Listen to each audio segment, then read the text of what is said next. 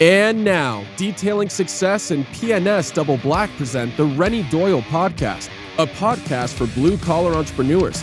Hosted by the detailer of Air Force One and founder of both Detailing Success and the Detail Mafia, Renny Doyle.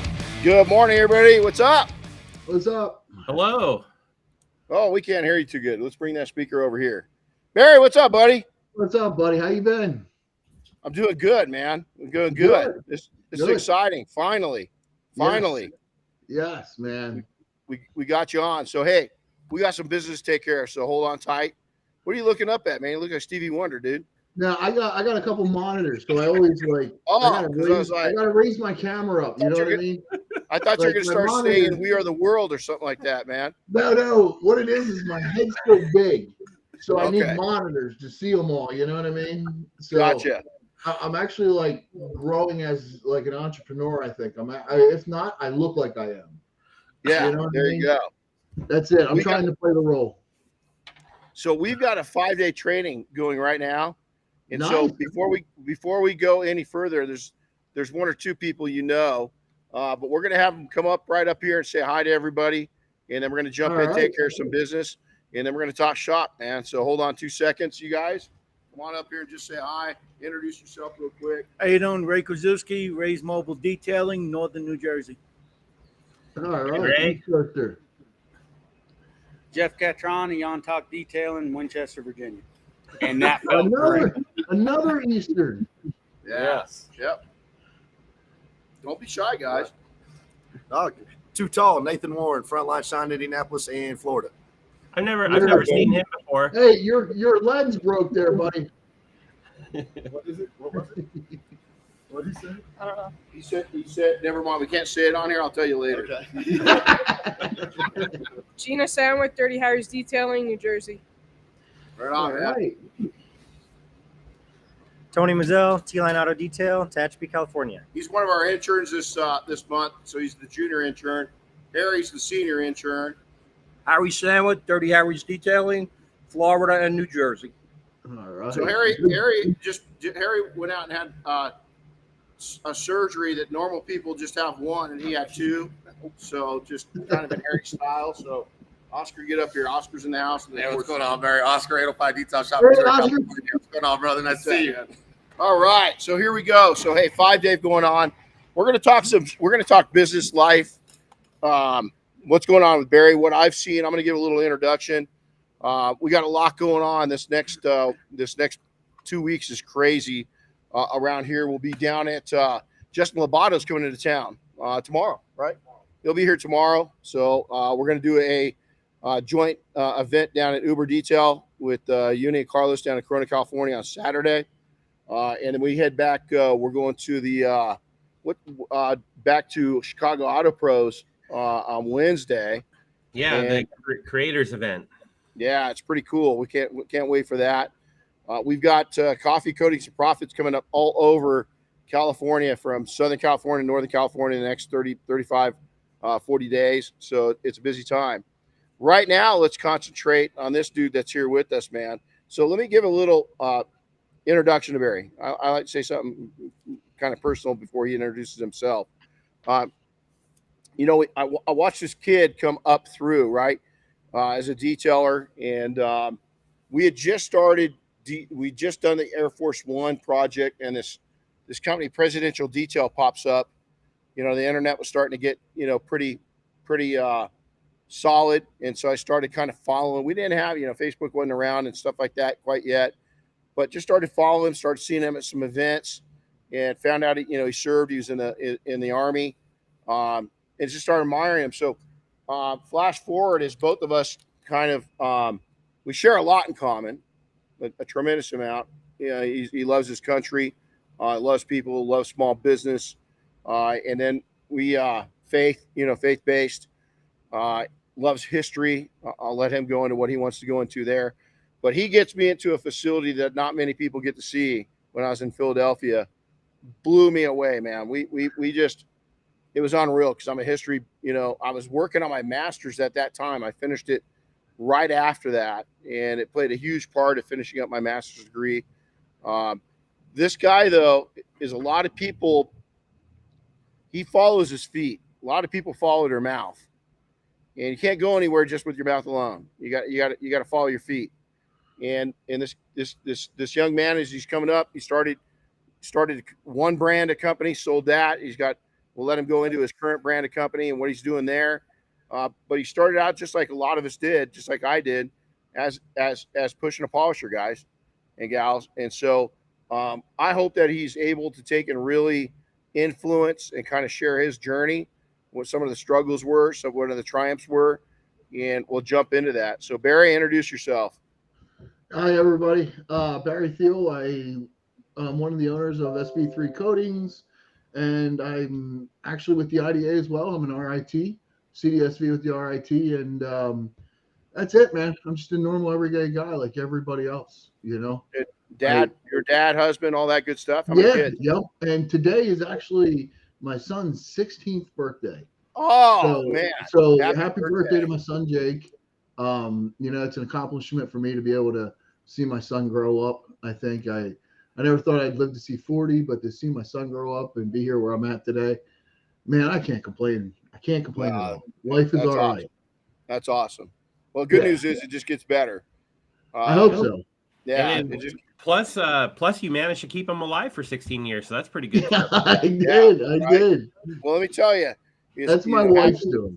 Having kids about a decade in front of you, you're still they don't go away like you thought you did. They hang around for a little bit, which we like, but our oldest ones are all, they got to figure it out now. So let's go all the way back now. Before we jump into this, you recently were awarded something down at Mobile Tech. Tell us about, it was pretty cool. I watched the response. So tell us what happened down at Mobile Tech this year. It was pretty unreal, man. I got the Outstanding Achievement Award at Mobile Tech this year. And I was actually, in all seriousness, I was pretty tired from Mobile Tech, and I wasn't even going to attend the event. But I was there because Karim Khan got an award, who was also a fellow Mason. So I was there to, support him, and I gave him a tie from our Grandmaster. It's like a Masonic thing, we always try to give a pin or something. And they called him up, and he was all excited, and I was like, I was happy for him, genuinely happy. And then they called my name out of the blue, and it was a lot to hold the tears in. I was so excited. I didn't want to show him too much, but I think I did a little bit. But yeah, it was a blessing, man. It was awesome. I felt like everything I've been doing paid off that night, if that makes sense, because it's not a monetary thing with me. For me, it's just like you always preach, Renny, let's make an impact on the industry and make it better. How can we do that? And about 3 years ago, I really started to mature, I think, in that aspect, and look at the industry as a whole and say, what can I do for it? And I found a purpose, and I've been driven by that purpose. For me, that purpose today is just to help other detailers not go through what we had to go through to get where we're at today. If Absolutely. That makes sense. Make their lives a little bit easier. So that's what I've been focusing on these last couple of years. And I think you'll find out through your journey is not everybody will listen. They're going to do it on their own way. They're going to try to reinvent. But the 5%ers, they've got an ear and they're listening. Yeah. And, we're seeing those people just propel themselves to new heights sooner than we did. I won't say easier, because you got to work. The shit's hard, Yeah. You still got to put the time and the effort in and work for it. But with proper guidance, a lot of people are a lot more successful than we were. I sold my first detailing business when I was 19, because I said, you know what, man, I killed it in this thing. I'll be a multimillionaire by the time I'm 25. A little harder than that, a little harder than that. Just didn't happen overnight. And so, so you let's go all the way back. How'd you get your start in no, let's go back further than that. Come out of high school, you go into the military. What pushed you? What was the motivation there? I'm not gonna lie, man. I was a golfer in high school. I detailed cars, and I worked at a roller skating rink. Obviously, people know that. I grew up. My parents didn't have the money for college, and I wasn't ready for college. My mind mentally wasn't there. I struggled with reading, and I just thought college isn't for me. So I woke up one morning, walked down to the recruiting station, talked to a couple people. Fortunately enough, I was able to pass the ASVAB, so I didn't have to go to the Marine Corps, Whoa. Yeah, there's three Marines by me. Don't say that too loud because they just gave me a dirty look, man. Yeah. Hey, he's never coming back on the program again. I'm just saying. But in all seriousness, man, I love all the branches and I do like to throw jokes, but in all seriousness, I wanted to be a linguist in the Army, which basically, as a linguist, you learn a couple languages and then you go work somewhere intel. Sadly, it was like an 8-year commitment and I didn't want to commit to 8 years. So I ended up going infantry with a big sign-on bonus and, I got permanent duty station, ended up at Fort Drum, Watertown, New York. It was 11 Bravo. It was pretty cool. Right on. So looking back, you go through boot. What did the military do for you? How has it helped you move ahead in life, your relationship, being a dad, and business? What did the military do? Discipline. It teaches you discipline. For me, it did. A lot of discipline. Even to this day, I struggle with discipline. But there was a writing on the wall that I'll never forget when I was going through boot camp. It said, "Discipline must be a habit so ingrained that it has to be stronger than the fear of battle or death itself." And I'll never, ever forget that. You know what I mean? It just, to me, in my mind, it stuck with me saying, no matter what you do, don't give up. Stay disciplined. Always put a foot forward and just keep driving and pushing. And I'm not a smart man, so I have to work hard to get to some of the things that I'm at. You know what I mean? My brain works differently than others with my dyslexia and things like that. So I have some advantages and some weaknesses. What I do is I focus on my advantages and the good things, and I just let my weaknesses go. I don't care about them. Focus on the positive, let the negative out, and life is all right. I can't, you know what I'm saying? So are you alphabetically and numerically dyslexic? Yes, I'm dyslexic every which way possible you could think of, from words to letters to numbers. It's a nightmare. But when somebody types and they're a horrible typer, I can read it.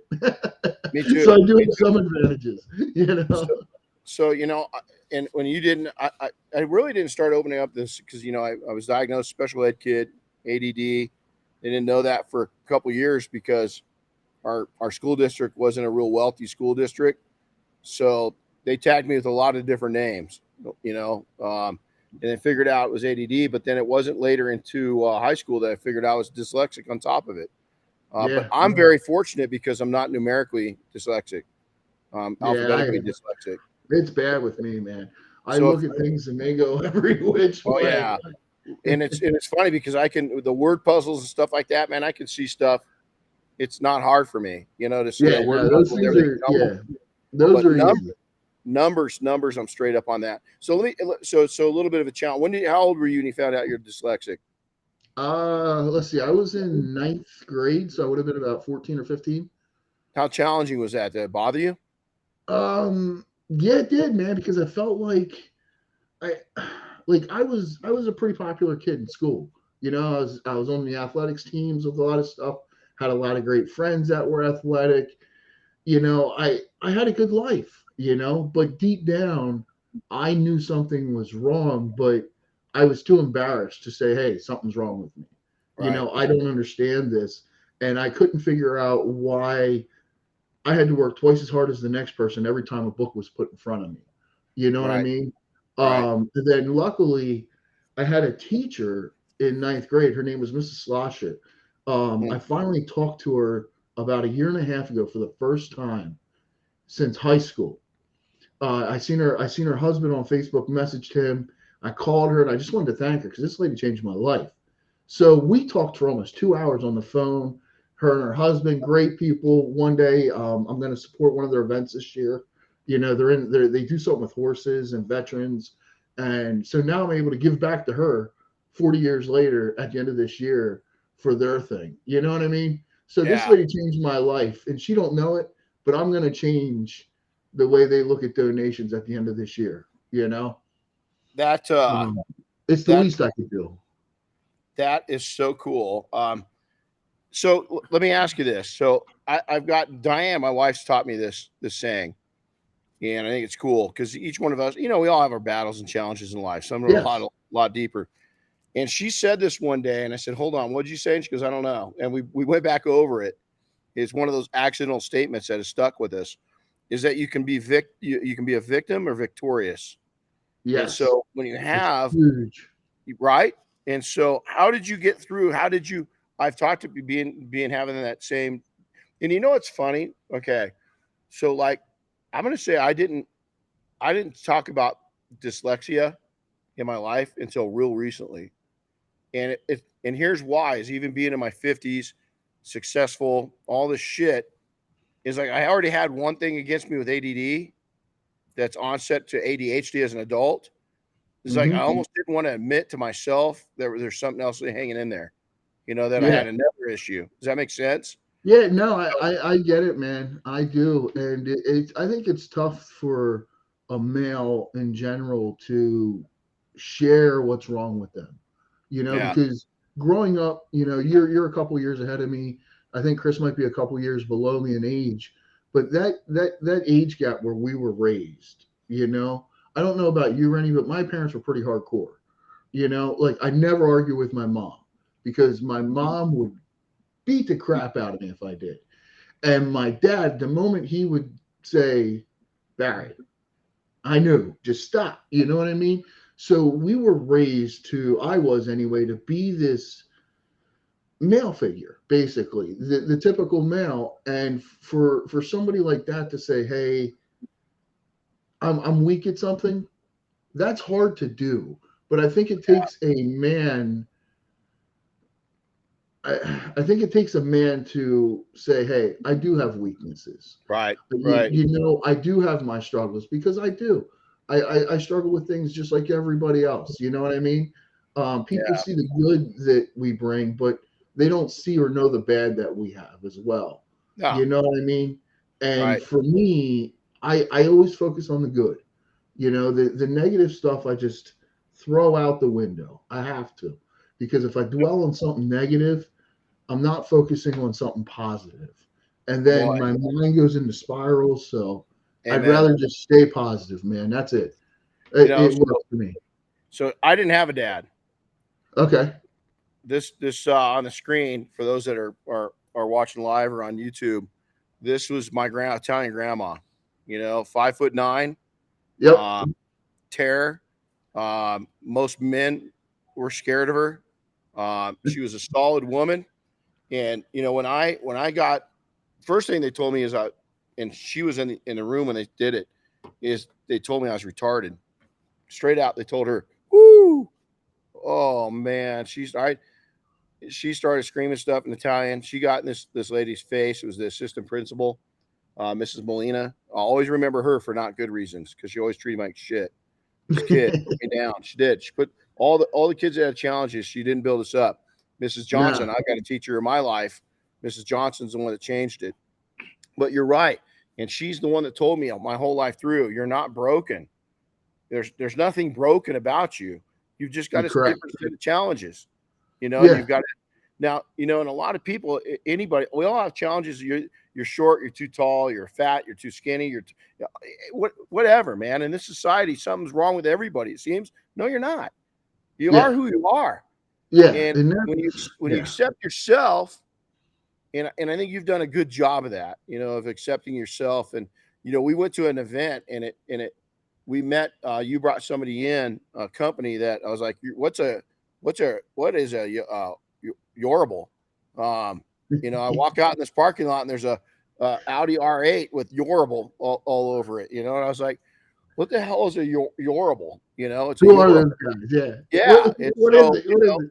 Yeah. Then I met Michael and Chris, and it's You're Able, and we were at a dyslexic event, and so it was. I want to tell you, and I've never told you this before. That was the first time publicly that I'd ever told anybody I was dyslexic. Yeah. It brought me out of that. It brought me out of that because we were trying to help people, That was a great event too, man. I'll never forget your face, dude, as we were walking through the Grand Lodge and we're up into those catacombs. And the first words were, Nobody Don't take rat- pictures. Don't rat me Nobody off. take Dude. pictures. Don't rat me You're off. you're in catacombs where very few men have walked, and those who have walked them are guys like Benjamin Franklin, to give you an idea. Yeah. You know what I mean? And no photos. No. As soon as we get in there's Renny. Camera. I've seen a couple of them, man. Come on, man. Don't publish this anywhere. No, I didn't. I've never put it up. But I had to get a picture of some shit that Ben Franklin's one of my heroes, because you talk about a brilliant, flawed individual. He was brilliantly flawed. If you read his history, he was awesome. So we're sitting there in a place where Ben Franklin had freaking been in touch shit, and he's telling me don't take a picture. I was like, yeah, right. That ain't gonna happen, you know. That ain't gonna happen. I ain't gonna. I've never put it up. I've only showed friends. I'll show you guys at some point. But it was life changing. So you know, and so a lot of people, you know, you're giving through the lodge. You gave to us that weekend. You know, you've matured through times. Is that I remember and here's the thing: is I think I don't apologize for being a man anymore.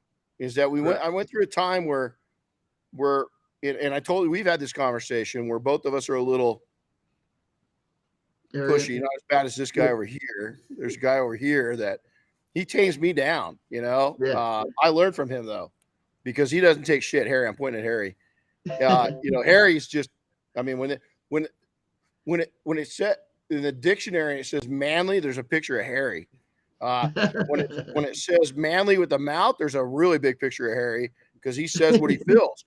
And you know, he's had to bring me back full circle. You can be politically correct, but you also got to be yourself. And I think you've done a better and better job of balancing that. And so how is that? Okay. So in a world, I'm going to ask you this. I'm not going to ask him that, because I know what he's going to say.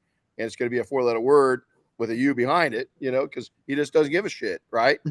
But, you know, you're a little more in the spotlight. Yeah. How is it? You've had to tone yourself down a little bit just to be a little more 360. How's that paid off? How big of a challenge was that?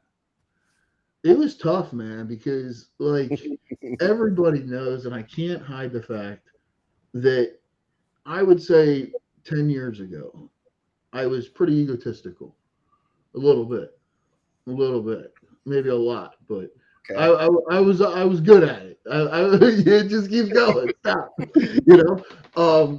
And you know, when I joined Masonry, I think 10 years ago, it'll be 10 years in September, I joined Masonry. Well, when I got my first degree. I think that was a really huge turning point in my life when I joined Masonry, because here I was, a guy who thought he had everything. I thought I had life figured out. I thought I knew what I was doing. And I joined Masonry, and it opened my eyes to a whole new world. Like, people think it's some secret society and this and that. But really, it's just about being a better person, being a better man, being a better father, giving back to your community. That's what Masonry is. And I always had good intentions, but I never really followed through with them. And when the things that I learned in Freemasonry helped me live a daily life now. It may not work for you, but it works for me. You know what I'm saying? And ideally, it should work for everybody. So when I got into Masonry, one of the biggest things they teach is to give back. You know, like if you have knowledge and you're not sharing it, it's wasted knowledge, even if you're using it. You know, so why not share that knowledge? And I take that same approach to life, business, and whatever. You know, just like everybody else, I make mistakes, but in general, I feel if you do the next right thing and stay positive with it, and if you can be tolerant, that's one of the words that I work on daily is tolerance.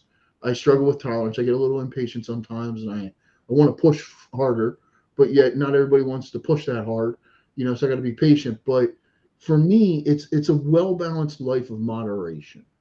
That's it. You know, if I can keep my life in moderation, nothing bad should really happen. You know, occasionally something good might happen, but in moderation, I feel that I'm happy. So when you look at our logo, you have the square and the compass and the letter G. Okay. They mean something to us. You know, the square teaches us to square our actions by the square of virtue. The compass teaches us to circumscribe our desires and keep them within due bounds. So in other words, if I'm 1 point on that compass and you open that compass up and the other point goes out here 10 feet in front of me, and I take that compass and I draw a circle around myself, now I have 10 feet of moderation in all angles, front, back, left, right, rear. Never go out of that 10 feet and life will be okay, So then sometimes I push the boundaries a little bit, but that's where the square and compass are. That's what they represent to us in Freemasonry. So we take these ancient working tools of operative masons who were building King Solomon's temple, and today here we are years later using them same working tools, but we found a way to develop these tools for life, and to bring them within us. You know what I'm saying? Like in masonry back then, they used a 24-inch gauge. Okay. That 24-inch gauge, what we were taught was to divide life into 3 equal parts during your day. There's 24 hours in a day. So the first 8 hours of your life should go to work, or 8 hours of it during the day. 8 hours goes to work. 8 hours goes to rest. 8 hours goes to family and God. You see what I'm getting at? And that's where we learned with the 24-inch gauge. And if you look back then, everything was 2-inch block. You know what I'm saying? So with masonry, it's a development of yourself to be a better person. But what's unique about it is we get to share those developments with everybody in our lives. And that's, to me, I think that was the changing point in my life, because masonry ain't about who you are, where you came from. It's about what are you going to do with yourself today and how are we going to act tomorrow. Amen. Simple. And eventually those steps, you just keep building and building and building, and one day you're at the top of this mountain and you're like, wow, how did this really happen to me? You know what I mean? It's because I took one good step forward every day. The old Barry, if you would have like this, imagine a 100-foot wall and you had a ladder going up. One side had steps every 10 feet going up this ladder. The other side had steps every 3 feet. Okay. Sure. If you're tall enough and strong enough and powerful enough, you could jump from step to step on that 10-foot ladder. By the time you get to the top, you're going to be tired, but you might get there a little faster because you only got 10 steps. Me, I would rather take a 3-foot step each time, slowly get there, because now the base that I've built is a solid foundation and I can walk right back down. The guy going up the 10-foot ladder can't walk back down. He might get there faster, but I'm going to be silent and quiet. And when I get to the top, you're going to know about it. You see what I'm saying? Because it was a journey. And that's how I look at life now. I really do. I look at life one thing at a time. I'm not concerned about 5 years from now. I'm not concerned from 10 years from now, because hell, are we even going to be here? You know what I'm saying? We're getting I heard somebody use a great analogy, and I'm sorry I can't give credit to where it was, but they said, you look at somebody that planned their life out really well and had everything going for them. Really, it was at the top of their game was Kobe Bryant. Yeah, and everything changed. Yeah, a couple turns of blades, and his journey ended. We don't know when our journey's going to end, man. And you've got to, I was telling these guys, I had a weird situation this last year where somebody very unexpectedly taught me for the first time in 56 years to live in the present. Is to enjoy the present. If I had one thing to say to I don't care what age you are, I don't care if you're 6 or 106, is God, you got to master living in the present. Correct. You got to master that. Yeah. And it's not always easy. It's not. No, it's not. But, so hey, take me back. Go to the back, all the way back. So you get out of the military. Why detailing? Detailing was a peace of mind. I did it in high school. I was going to take a year off out of the military because, again, the college thing came up. Now I'm out of the military. Do I go back to college? The reality of it is I wasn't going back to college. I wasn't even going to college. It was off the radar. So I had a year off to figure out what I wanted to do. I worked a couple odd-end jobs and still stuck with detailing from high school. Went back to my former employer in high school when I was working, and I fell in love with it. When I got out of the military, I had my hurdles with my alcoholism. I drank it real heavy, It wasn't that I woke up, had shakes and needed to, but when I went out, Barry liked to have fun. I thought it was normal to go get drunk, crash in a hotel, pass out in the parking lot.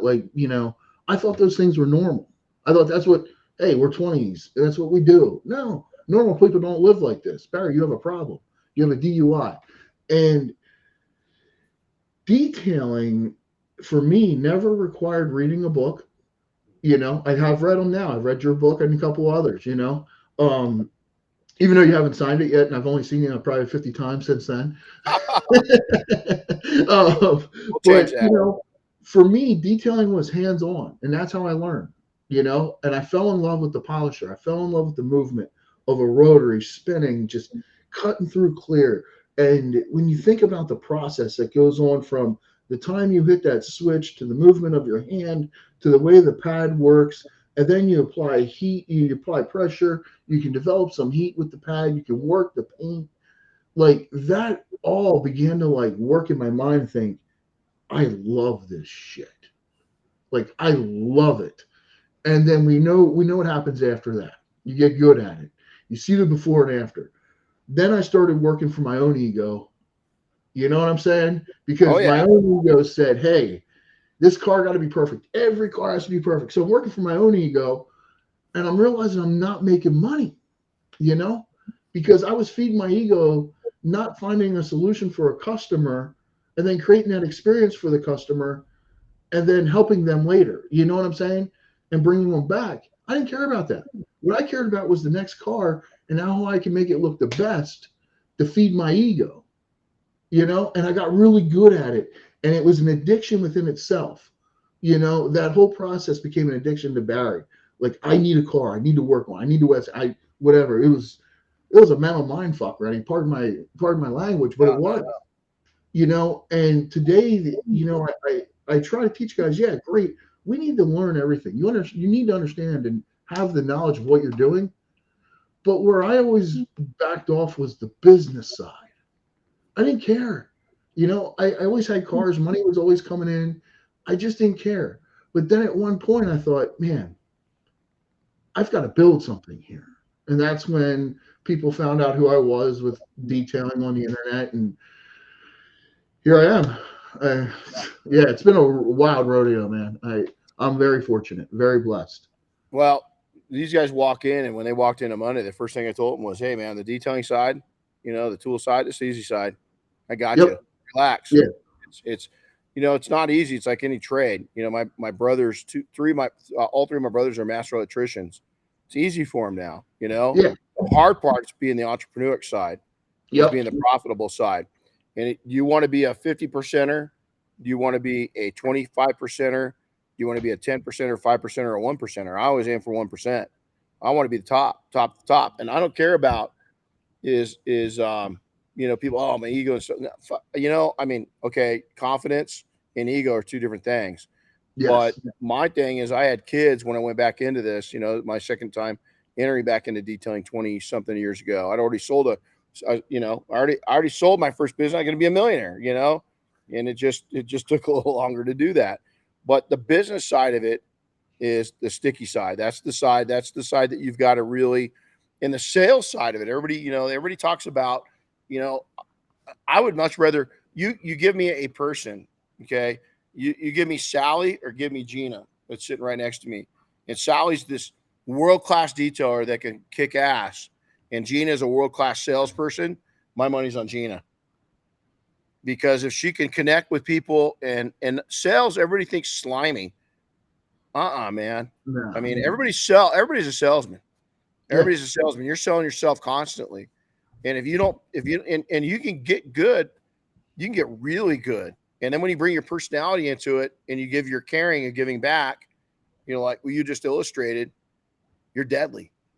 Yes. The competition's going to hate you. You're going to have a lot of haters, a lot of haters because you're doing things right. So now let's jump ahead. So now I'm watching this young kid come up, and I could sense a lot of things about you. I can see you starting to mature, and you start this chemical company, and he sold the chemical company, and then he started another one. Run us through that So I was working with 3D for years, Mhm. and sadly, things didn't work out between me and the general manager at 3D. I still have a great relationship with everybody. It just didn't work. And again, I fell in love with the chemical side as well, because I knew the machines, I knew the pads, I knew the paint, but I didn't know the process of the chemicals. How are they made? What's in them? Things like that. And working with Tunch at 3D for years will change anybody, because first, Tunch is a great man. Tunch Gorn at 3D, absolutely phenomenal guy. But at the same time, Tunch is very open. And he had no problems if I would message him and say, Tunch, I got this new formula you have. What's in it? What's it supposed to do? And eventually you begin to learn. And, I had a chance to sit in the lab with Tunch and learn some things.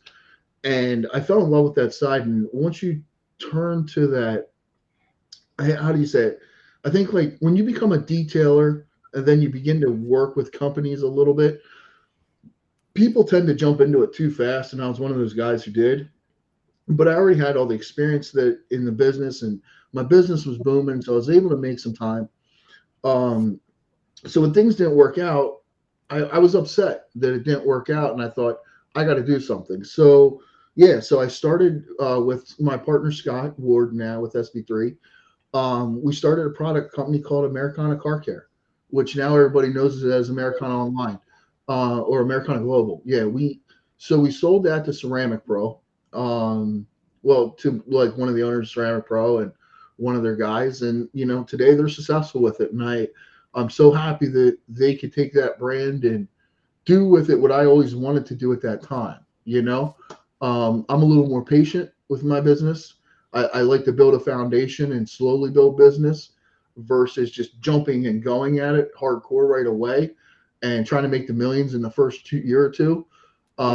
So anyway, we sold that. We started SB3 Coatings, and somehow, by the grace of God, here we are today, man. It's just been, I feel like every day I wake up and I get to help another detailer. And to me, that's what SB3 is all about. For me, it's a blessing.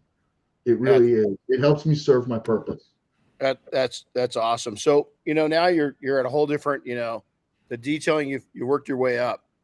Yeah. And this is really cool. I'm taking notes as you're doing this. And, I've had some great mentors, and we'll get into that here in a second. But when I'm hearing you and I'm watching you and I'm witnessing you and others, 7 sources. I was always taught 7 sources from a very young age. 7 sources of income, and you're going after that. And somebody, detail shop. God, how do I find that? It's right in front of you. You've got paint corrections, you've got coatings, you've got windshield repair, you got PPF, you've got, it's there. Yeah. You gotta open up. We taught these guys something this weekend where when we used to evaluate a car, I'd go from the front of the car to the right, looking at the car, around the driver's side, around the back, all the way 360. That was my evaluation of the car, opening doors, looking what the car needed from the detailing standpoint. When I'd go back around left to right or going around it, that was the add-on evaluation. Yep. Is that I was looking at the windshield, the headlights, the trim. Do they need PPF? What else do they? What can I? McDonald's doesn't make shit off a cheeseburger. McDonald's makes a lot of money on the add-ons and going up size, and they extra large and go do a meal deal and all that shit. There's a reason why restaurants do that, and there's a reason why we should be doing that. Oh yeah, when you look at McDonald's, I think they set a precedent of how many different ways can you sell a cheeseburger and still make money. Right, man. You know what I mean? Amen. Yeah. Even though I don't like it. A cheeseburger. You know what I mean? Hey, so we've got some military personnel here. You guys were regular military, but we come out on guard weekends, right? When you come out of your AT, and especially when you're op 4 and you haven't had any kind of fast food, I'm going to tell you, man, I hate McDonald's. But when I've been in the field for a week or two and I haven't had shit to eat, McDonald's, I don't know what it is, but I want some. That's the first thing. It's not Chick-fil-A. It's McDonald's greasy ass shit that tastes good, and I want it. It is filet mignon when you come out and you haven't had anything to eat. Then you got to learn how to eat an MRE properly. No bullshit. No. That's it. That's all it is. Survival. That's survival. If I have to, that's why you and these guys were full timers, and I'm a weekend freaking chubby warrior. That's But I'll tell you, the MREs now is they come with this little saline pack of water, and you dump that into the heat box. It's done, dude. They made it so easy. The new ones, it's like what the hell? And so, God, we're going way off. See, you can't. ADD, dyslexic. We're gonna go away. We're gonna get the hell out of here. So hey, there's a squirrel. That's exactly it. So squirrel. So we've seen a lot of changes. Rattle down. You don't have to go into them. What are the 3 or 4, 5, 6 big changes in this industry that you've seen? Oh man, could be one. Foam pads. I'll start there with my first one. Foam pads. I remember when they came out. God, that was a whole new world. I remember working wool and then wool again and then wool again and then coming back. Oh man, I just had a brain fart. But coming back with that big dual action polisher, the gem orbital. Oh my God, yeah. On a microfiber, and it's funny when you look at that because you had this big gem polisher, and it was a DA movement. And it had foam and a microfiber pad. Remember the Terry bonnets? Oh, yeah. Now what do we have? Microfiber pads on a foam, on a dual action, just re-engineered by root. You know what I'm saying? Unreal. So I think that was like the first big change for me was foam, because we all know that wool runs cooler than foam on a rotary. And when you first get, like when you're cutting with foam, and the foam that we had back then was not the greatest. I think that was the first one. Then the next big thing, I would have to say, goes to Aaron at Edge Pads. If you remember Aaron, he's too cool for us now because he's got Scrub Daddy making billions of dollars. Right. But you remember the click that 3M patented and bought out. Oh, yeah. That was a big deal. I think, even though I'm not like experienced fully with waterless washing, because I always a pressure washer guy, I think waterless washing in general changed the industry overnight, because now it gave a lot of people some things. Rupes, obviously, hands down, flex with the forced rotation. But ideally, I think the biggest change that I see now versus then is now detailers are becoming entrepreneurs instead of detailers. Amen. I think that's the biggest change currently. It says volumes for guys like yourself, Renny. I like to call you the older generation, even though you guys aren't older. I feel like I fit in that generation where I'm like 5 years behind people. You know what I'm saying? But you know what I'm getting at. There's no, totally. Like guys that people don't know about, like Greg Sweet. You know, when you look at Greg, dude was making money before anybody was making money. Yeah, he's an animal. Jim Guggen. Like you don't hear about these guys anymore. And those guys who've paved that way for us now, I feel like I came in at the end of that, and I'm still with the younger generation. Like I'm in that middle class. You know what I'm saying? Like the Todd Helm, me. There's a bunch of us. But when you look at us, I think you guys did a great job paving the way. And I think you guys created a foundation for something that is impeccable, and we can build upon that. Now it's up to us to push forward, to give you guys a break, you know, because I know, Renny, you have to be getting tired with all these years into it. You know what I'm saying? I feel it after 2 years. Absolutely. But I'm just getting my energy started. Yeah, but you know what I'm saying, though? I'm not talking like physically tired or mentally tired. I'm talking you've put a lot of time and effort into doing this. Oh, yeah. And paved the way. There soon comes to a point where you've got to stop and just say, hey, listen, it's my life now. I'm done. Like, I'm always going to be here, but I got to turn more focus to my life and my family and my kids. And you know what I'm saying? And for me, I'm at the point where I need to step up to replace people like you. But at the same time, I want to learn from your mistakes as well. Because if I can learn from your mistakes, then I can help others below me learn from my mistakes and your mistakes. You see, and that's how tradition continues. Absolutely. And that's what I want to be able to do. And that's what I've been doing. Here's the thing. I'm going to read down.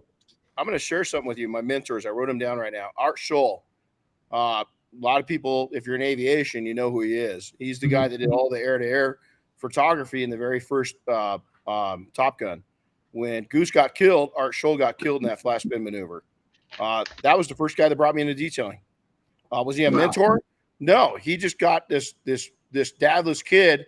He made me cry several times. He toughened me up, and he showed me how to, not only fly, but to make a buck. Okay. Then it goes down to Bill and Winnie Bartell. Bill and Winnie were contractors. They knew how to take and exchange time for money at a higher rate, but they were still exchanging time for money. Then it comes into Walt Monique. Walt Monique they taught me how to build a business that you don't fit your life into a business. You fit your business into your life. Then Vince and Vince, millionaire, billionaire. Okay. Vince is still going. I won't name him because he's a pretty private person, but Vince is 80. He's 30 years older than me, dude. And you guys don't know who he is, but he's changed your life 10 times. And here he is. What he says is that he's the one that taught me, and Vince Smith, I'll say his name. He owned property here. He's a blue collar dude. He bought a lumber yard and a hardware store for under $500,000. He just sold it for millions, the land, millions. And he's still going. And so what you're going to see is in the next decade is your empire. Like, okay, my own father, I didn't know him, growing up. We've got my mom, when she passed away, she challenged me to get to know him. He's 30 years older than me. Dude's 80. He's going to be 87 this year, right? Dude, he's still building empires, And so what you're going to find out is our industry we're infants, is that we are the car wheel industry in 1903. We just figured out we're an industry. Yeah. Before we were a side hustle. We were a joke. I hate to say it, we were. But now we're a legitimate freaking industry, and we're going to get into your coatings here in a second. But what's happening now is we've got a lot of people saying, "Oh man, it's a young man's game. It's this and that." You're going to start seeing this first generation. I'm lucky because I look at Barry McGuire. I look at Gordon McCall.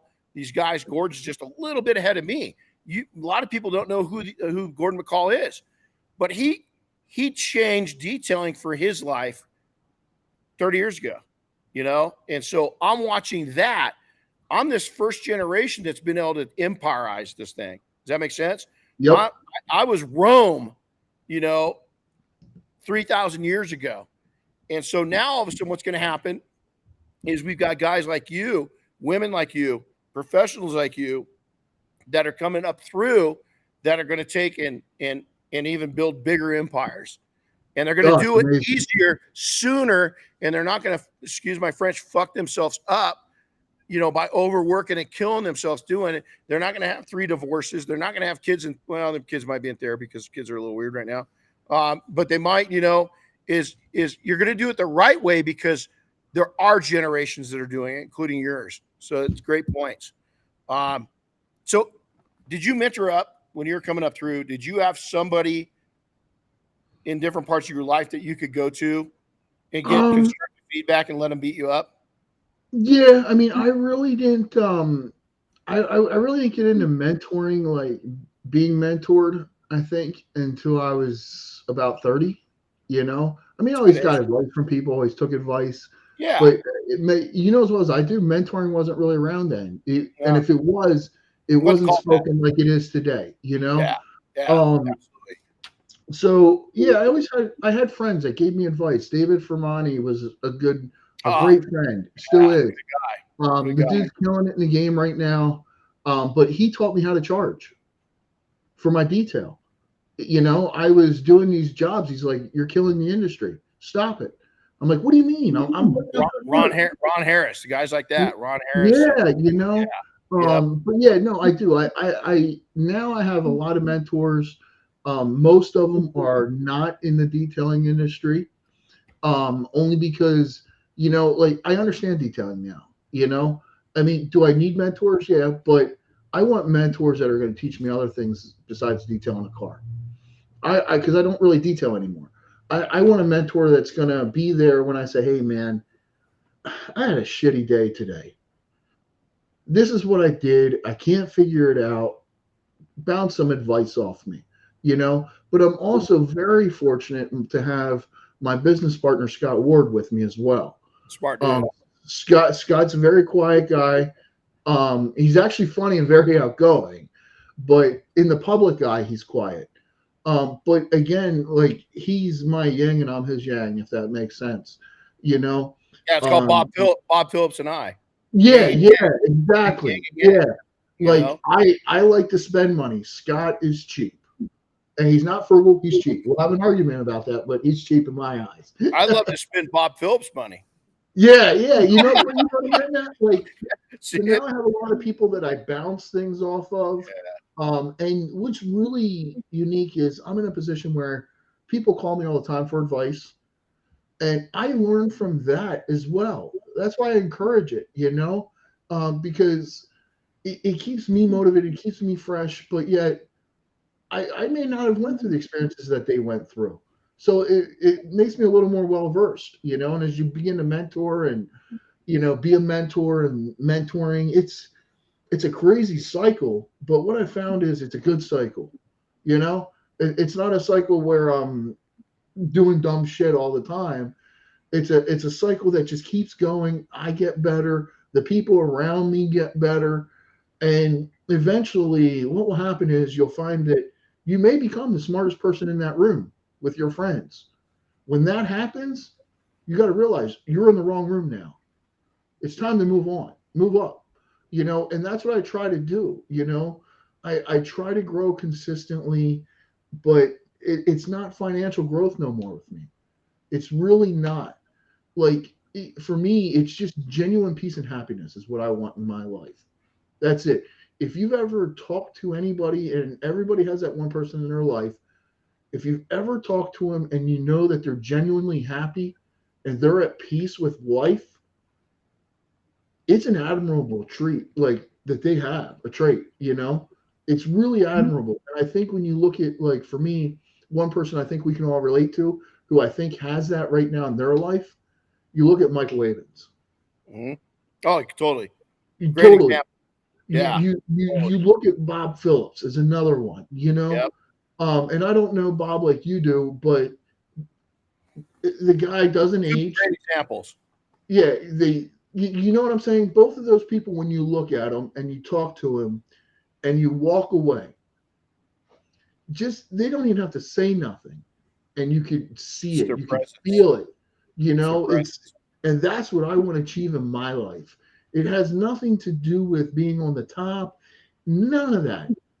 I want to know when I wake up tomorrow, right here, I feel good.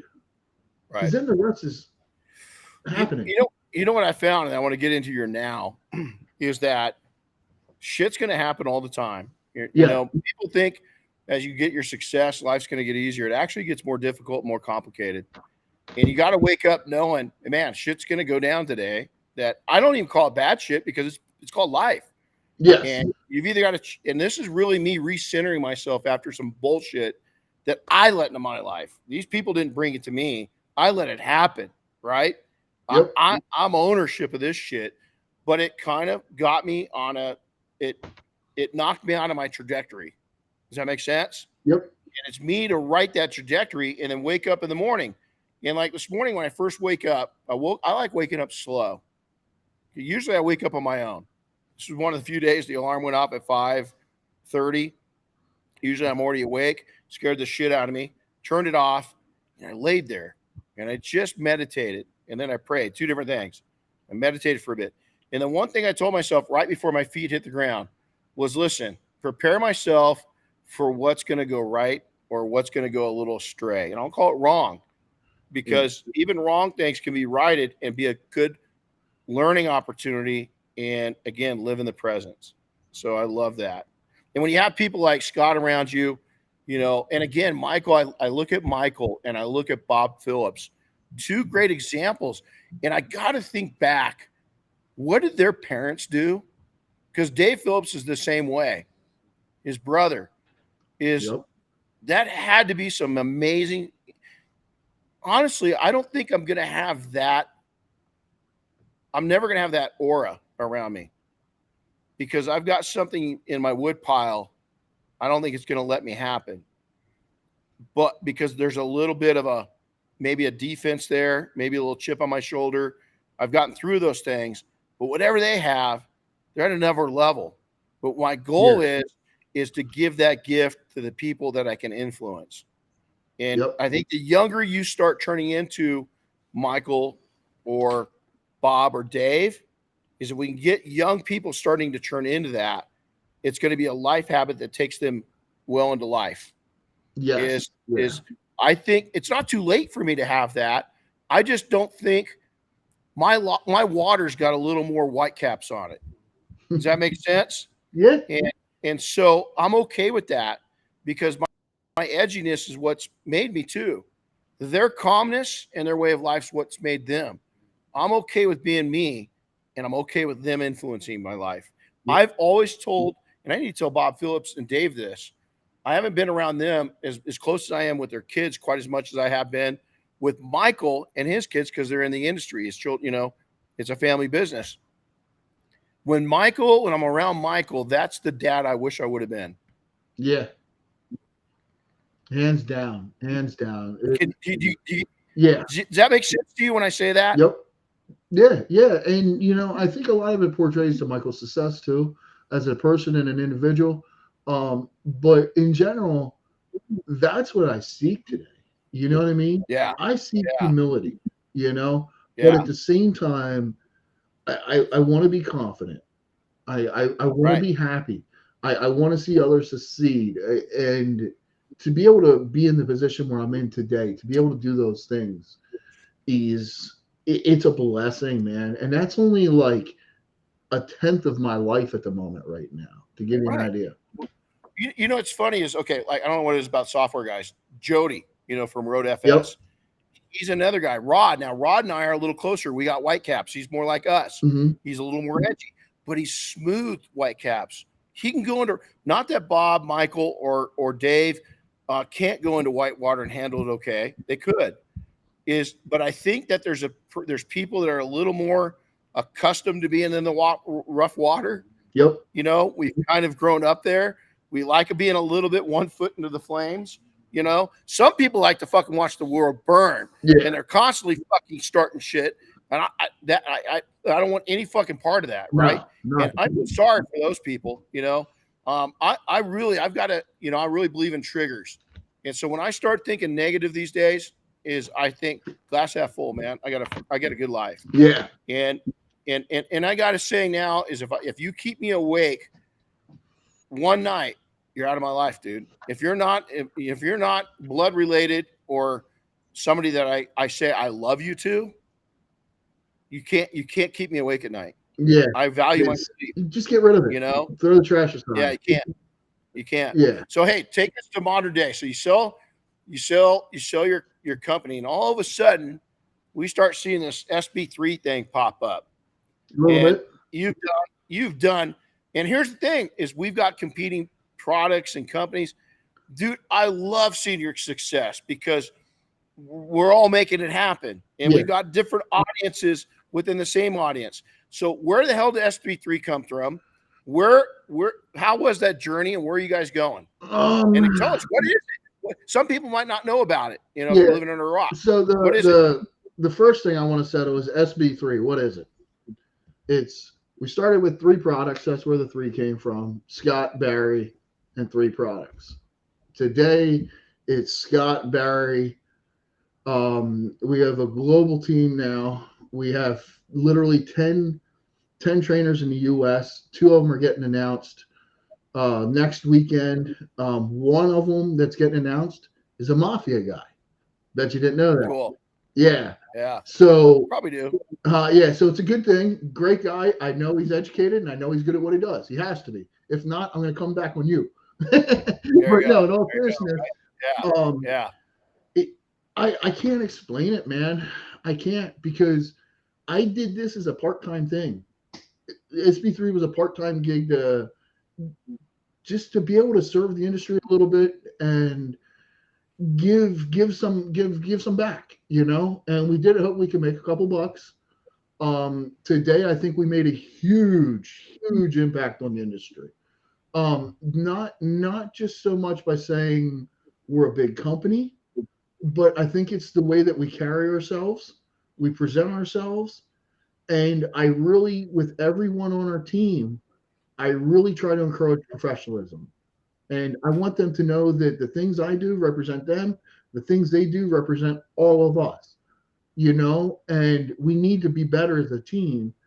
And so much, in fact, that next weekend I have all 10 of our trainers. We're going to Orlando next weekend, because my one of my hurdles was that I got feedback was every one of our trainings that we do, people are happy, but you hear one person saying one thing, one person doing another thing from different trainers. So I brought all the trainers into Florida next weekend. We're staying in a house together. We're going to eat together, live together, and we're going to develop a training regimen that is equal everywhere in the United States that we could take further, you know. And it has to be done. Those are the things in business, you know. So we did that, but in general, I don't know. I can't explain it, man. I've been blessed. SB3 has allowed me to live my purpose, to give back to the industry. That's cool. That's cool. That to me is why SB3 exists today. Yes, Scott, he made something different, but in general, it gives me a chance to give back and share my knowledge. That's it, man. And make a living. Yeah. And make a living. Yeah. And doing what you love. Yeah. Here's the other thing I think that it gives hope to where, you know, this journey that you went on, the journey I went on. I think a lot of people they get, you know, Harry was talking about this. We had a guy come to a one-day training. Okay, one day training. 3 days later, he's giving certificates out that he's a new trainer now. You know, again, your rungs, you know, yeah, exactly. Is that the ladder you climb? Guys, we don't mean to shoot your dream down, but you just got to be. You need to drink some reality Kool-Aid. Yeah. On what it took to get here. Yeah. So, but I think that what you've done and what I did is teaming up with, you know, you teamed up with Scott. I teamed up with the Phillips brothers. Yep.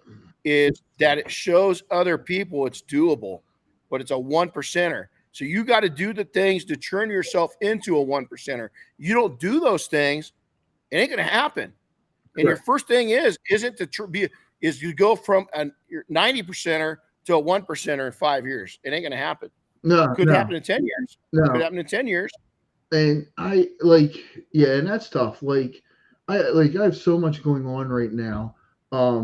Even with me though, I'm the type of person, I'd rather be a man amongst men than the man. You know what I mean? Realistically, it's hard to explain, but I just want, I want to better the industry in general. That's it. But with that said, things need paid for. Bills, people have no idea what it costs just to go host an IDA training, like a CDSV, because we don't get paid for this. And I've traveled the country doing these now. The money comes from somewhere. Luckily, SB3 is in the position to help pay for some of those things and even sponsor some things like that. But at the same time, that's where it comes from, you know. And I wouldn't be here today if it wasn't for Scott. You know, Scott was actually my first employee I ever hired full time. And today we're business partners. None of this would exist. And that's the thing people don't realize is they see me doing all these things, but it's not me. You know what I'm saying? I'm the one executing, but I have Scott doing stuff. I've got other people doing stuff. What I learned to do was build a team around me that are good at what I'm not. And that's something they use, a term in the military uses, a force multiplier. Yep.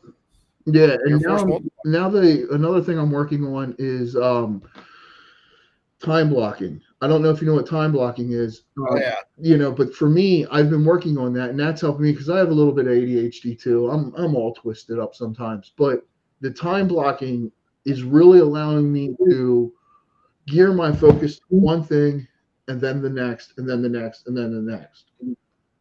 I'm going to share something that I was on the show, Undercover Billionaire. Yep. Okay. That guy, freaking amazing. A lot of entrepreneurs we've got ADD, ADHD, all these different challenges, right? We got it. Yeah. Who cares? Here's what he taught me. He has 16 alarms set throughout the day for his time blocking. Every alarm going off has got a different title. Yeah. So I'm watching him. We got in a lot of trouble in the set. We got thrown off the set like 3 times. This guy was so much fun, and we filmed it. We filmed it in Erie, Pennsylvania, and it was but 16 alarms, dude. Yep. So guess what? I've probably got 12 alarms that go off today. Some of them for the most simple thing in the world, but it's time management, and it's so important that you listen. There's a couple things you can't get back: time that you've spent and a word that's been said. Yep. There's a couple things that you can't get back, right? And so you've got to watch your words carefully, and you got to watch your time carefully. Yeah. And so, Chris, I'm going to ask him one more question. I just texted you 3 pictures. Okay. So I'm going to ask him. I want you to bring those up on the screen after this next question. So, hey, what's next for you? I got one more question after this, but Chris is going to pull that up. What's next? Where are you going? Can you share it? Yeah, I got a couple things actually. I found obviously people know I like watches. I started with an SB3 watch for all of our guys. I actually got one for you coming soon too, Renny. I was going to say, But so I opened a watch company to go to the Masonic people. And then I got approached about 2 weeks ago with a pretty big deal. I had a tool manufacturer reach out to me. And when I say a tool manufacturer, I'm not talking a little company. I'm talking a very, very large company. Reached out and said, hey, we're coming to the detail industry. We want to give you a piece. And basically I have full build, full design, full build out. They're bringing literally a factory here. Everything's going to be made here, produced here, done here. I'm going to be the guy behind the scenes. I do have some ownership in the company. I won't lie. Not all of it, but it was enough that I know I get paid for my time. But with that said, we're going to come hard by the end of this year with a whole new line of polishers that could wake up the industry, I think. Not just polishers. We're talking lights, pressure washers, the whole 9 yards. So I do have that coming. That's in the works now, which will be pretty big. You'll see some stuff at SEMA. We'll be at SEMA this year. We kind of pulled out of Southern Detailers Conference. I hate to say that. It just wasn't there this year. It sucks. But I'm not going either. Yeah. I just got to prioritize. Yeah. My time needs to go elsewhere. The money needs to go elsewhere. So we're going to go pretty big at SEMA this year, bigger than last year. If you were there, we're hoping to get a center floor spot if that allows. Other than that, man, I'm pretty content. I'm going to push hard with SB3. I sent you an email, by the way, which you should open if you already didn't. No, I saw it. I'm just this. As soon as we're done with this 5-day, I'll get on it. Yeah, I got it. And I know how it is. But I think you and I might have something big coming up, possibly. In the next year if we do it right. But yeah, that's it, man. We're getting ready to add a new compound SB3. We're going to change one of our coatings over to make it a little bit easier here in the next couple weeks. But again, we're growing, just having fun, try to do the right thing. Freemasonry. I just became eminent commander of Hermit Commander number 24 in Lebanon, Pennsylvania. Cool. Congrats. So Congrats. I get to run that for a year. That's a big deal. That finishes out something pretty big. And, hopefully the future looks good for me in life, masonry. Yeah, been married, I think 16, 17 years. 17 years I've been married. So you mentioned earlier horses and veterans. Okay. Yep. So Chris, you got those pictures? So I sure do. Hold on a second. Gina, we all took these guys out to meet our horses yesterday. Awesome. My horse is really shy. So Gina got a kiss from Rip last night. He just loves and here's a cool thing is Chris gave me a book called Think Like a Horse, and I've seen it. Is horses they're subject to attack. They don't, they're constantly waiting for something to jump on their back. They've got a really good sense of danger, and they got a really good sense of people. And so if you see a horse back away, sometimes just they'll back away. Diane's horse doesn't like anybody. But Rip instantly with Gina was on her like you wouldn't believe. He came up the first picture, he came up and sniffed her. The second one, he came up and he kind of touched her. And the third one, he's sitting here giving her kisses on the head. It's awesome. And the reason why I mention this is that, you talked about it, but your therapy is that all you do, and I don't care if you're 50 or 5 and you're going into business, this is an exploratory hug. He wanted to see if she was going to be okay with him giving her a kiss. And, that was exploratory, but you've got to have an escape. And the older you get, every decade that goes by, learn something new. Don't be stale in doing what you know. I hadn't ridden in 30 years. That's an almost 1,400-pound horse. I was terrified. It's changed my life. I mean, between, my wife, my kids, my dogs, and my horse, it's just so therapeutic to have him, and the connection's unbelievable. And so it doesn't have to be a horse. It can be anything. But I say have soul purpose. What's that mean? Is connect with souls, people, animals, whatever it is. Last question is one piece of advice you want to leave somebody today. Simple piece of advice. What would it be? Wow. I hate these. And I think I hate these. I do. One simple, you know what? I'm just going to say, be yourself, man. Good piece of advice. Be yourself. I think when there's all kinds of advice thrown out there in the world, blah, blah, blah, every motivational speech you can find, just hop on Facebook or Instagram, read something, you'll feel better. But in the end, I think too many people are trying to keep up with the Joneses. That analogy, and I was one of those people as well. But I've learned just to be myself. I found people like me better than the guy that was keeping up with the Joneses, Heck yeah. And that's it. More authentic. And believe in yourself. Believe in yourself. Yeah. And celebrate your little victories. Yeah. There's a lot of people who celebrate their little victories. I celebrate every little victory. I'm happy, Yep. So if you could just be yourself, and be proud of who you are and understand who you are, I think the rest will follow, and that's not really the easiest, being yourself. No. So sometimes it shows. I gotta say to myself, you know what? I'll be back. I need 5 minutes. And I take those 5 minutes and I disappear, like leave me alone type deal. But then, another victory that I had personally was this year, well, I guess, January at Mobile Tech. I had a life-changing moment at Mobile Tech this year. And it was, the award was huge, but all these years, Renny, and you know this, going to shows, trade shows, you see these booths and they're filled and people are happy and everything's working. You know what it takes to go to a trade show and to actually have something fully work the way you want it to work. I was 10 minutes late, like normal, getting into the show. And I had bags with me. I had a bunch of stuff at Mobile Tech. And we finally got our first booth with a closet last year at Mobile Tech. Every year we're learning little things, Closet's important. I've learned that. But we finally got our first closet and had all this crap. and I wanted to get through my booth to the closet. And I'm talking 10 minutes into the show at Mobile Tech this year, the first day.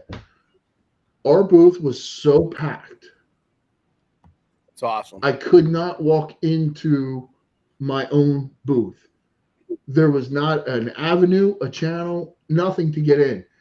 And as I walked up, I was tired. I was running late. I was frustrated because of myself that I was running late. And I got there and I sat back for a moment, and I seen a presence of people smiling, people happy. Everybody was in the booth, and it was just like, this is it, man. Like, this ain't the $1 million that I dreamed of. This ain't the high-end car that I dreamed of. This ain't the lifestyle that I dreamed of. But this is home, and I got a packed house full of people that love each other around me. That's when I sat back and I thought, son of a bitch, I finally made it. There you go. You know what I'm saying? Like, that felt good to say that I made it. And that we, as a team, I shouldn't say I, because it's not me. SB3 is bigger than Barry E Theal. You know, like, I see this here. It says Renny Doyle Podcast with SB3's Barry E Theal. It should say Renny Doyle Podcast with a huge team of people that help Barry E Theal. Absolutely. You know what I'm saying? You know how it is, man. Oh, yeah. Like, where would you be without Chris? You know? Oh, yeah. Where would I be without anybody? Yeah. I mean, there's 150 people. Yeah. Without the mafia, without the Phil, I can go through it 100. It's exact, and your culture is so important that you recognize that. Yeah. And the people, you know, and so Barry, I want to how do people reach out and how do they find you? How do they get in touch with you? Honestly, if the best way now is to reach me out through email, barry@sb3coating.com. I'm really trying to prioritize certain avenues of social media now and trying to let go of some of the other channels of social media. You know what I'm going through, Renny. I'll let it at that. But yeah, that and my phone number, 717-875-8686. I'd rather have you call me, man. I could talk for 2 minutes and we'll kill a 20-minute text conversation. You know? Right, there you go. Before we go, I did want to say one thing. I know Oscar's there with you. And if I seen recently, Oscar got his RIT, right? With the IDA, he got something pretty big with the IDA. About to be. Huh? About to be. Yeah. And I wanted to congratulate him on that, you know? Right on. Because he did Oscar certified. He's making waves. Yeah, he's making waves. Oscar made sure I was skills validated to make sure I knew what I was doing. So I wanted to thank him for, you know, and good luck to your class, man. I was more nervous than you were. But hey, Barry, we want to thank you for coming on, man. And thanks, guys. You know, we got to recognize right now some things that have gone on. We want to thank, you know, PNS Double Black for backing us up, you know, the show. Also, you know, share it, man. You know, you got to, if you like it, share it, you know, go out and tell somebody about the show of One Piece. We love to take and hear. In the last couple of shows, I got so many like messages on Instagram and Facebook about something we said. I love hearing that stuff, man. You know, that it's impacted your life. Absolutely love it. Yeah. In the meantime, pay some bills. Go out. You know, 2 weeks ago, Double Black introduced new Defender SiO2 spray. It's incredible. We did Swift, incredible. Stand by in July. We're gonna have something that we've been working with for 2 years that I've teamed up with somebody really special. So in July, we've got big news. Summer this year, we've got something really big. Our empire's growing a little bit. So a lot of cool shit going on in the industry. Barry, it's good to watch you grow, dude. I'm proud of you. Thank you, guys. And hey, everybody, go check him out online. And again, live healthy, be happy, happy detailing all. We'll see you next time, guys. Thanks for listening to the Renny Doyle Podcast, brought to you by Detailing Success and PNS Double Black. Listen to new episodes weekly, and be sure to subscribe on Apple Podcasts, Spotify, or wherever you get your favorite podcasts. And don't forget to share with your friends and colleagues.